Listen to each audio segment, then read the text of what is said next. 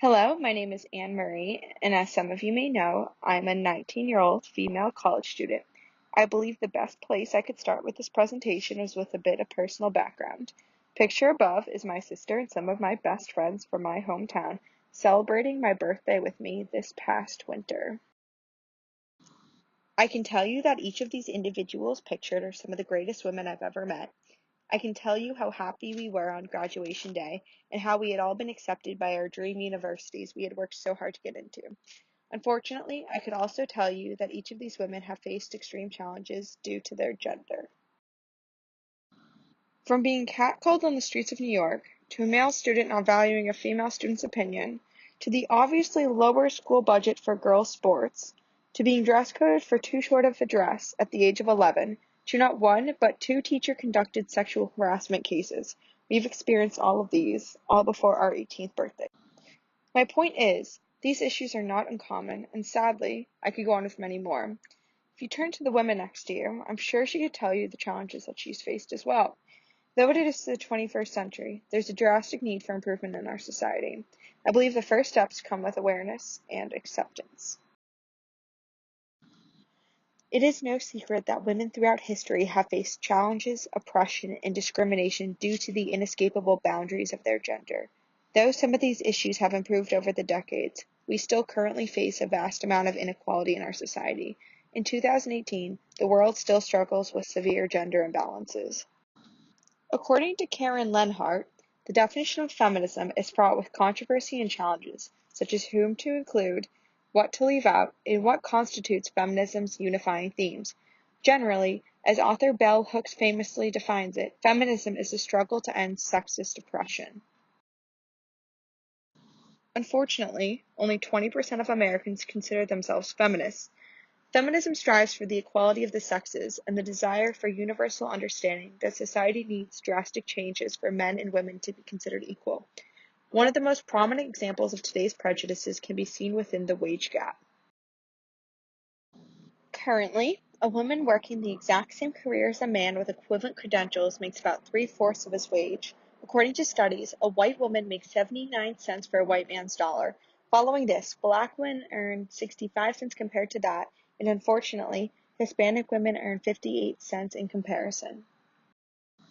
Shocking, really. These statistics are one raw example of some of the issues so many people face every day. Why is it that so many struggle with injustices due to their skin color or the gender they identify with? Wouldn't we expect more for ourselves and more progress for our peers, companions, sisters, and friends in the 21st century? Aside from financial means, women still face a vast number of other issues, often underrated or unspoken. Recently, the Me Too and Time's Up movement, derived in response to the high sexual harassment rates around the world, have shed light on the true issues of rape culture in society. Globally, about 1 in 3 women will be beaten or raped in her lifetime. These numbers remain steady as countries from all around the world vary in the severe mistreatment of women. From mothers mutilating their daughters' bodies in hopes of protecting them from being raped, to women still not being able to leave their homes without their husbands, oppression varies extremities. 1 in 5 women will be sexually assaulted while living at college. As a female college student myself, I can personally say these odds are very frightening. We should not have to fear walking from the library to our dorms late at night. I think I found true concern in this when my little sister gave me a questionable birthday present before coming to college. About 2 years ago, my 12-year-old sister gave me a shiny purple pocket knife for my 18th birthday. As I was a bit alarmed, I asked for her motivation behind the interesting gift choice. She explained to me that she was afraid of me getting attacked in college, so she thought she could arm me to protect myself while I'm there.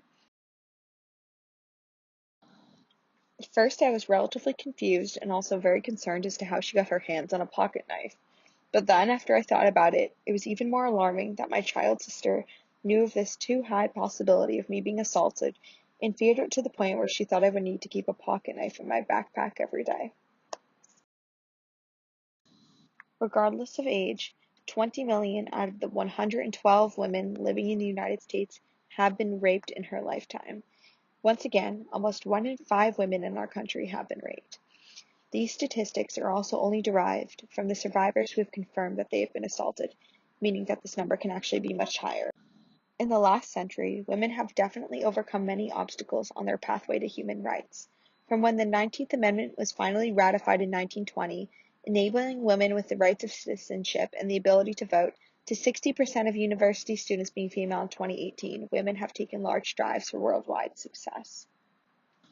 Some often misinterpret feminism as the radical notion that women hate the male gender. This obviously is not the purpose of the movement in any capacity.